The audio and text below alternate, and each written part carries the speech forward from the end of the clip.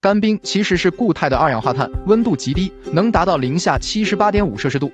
正因为这样的超低温特性，它在日常生活中常被用来保鲜食品或营造特殊效果。但关于它能否放入家用冰箱冷冻室，答案并非一概而论。首先，干冰在密闭环境中会迅速升华成气体，体积膨胀，这有可能导致冰箱内部压力增大，甚至引发安全隐患。其次，干冰的极低温可能会对冰箱内的其他食物或冰箱本身造成损害，因此专家建议，如果不是特殊需求，最好不要将干冰直接放入家用冰箱冷冻室。如果确实需要储存，应确保有足够的通风空间，并密切关注冰箱的运行状态。欢迎在评论区留言、点赞、关注。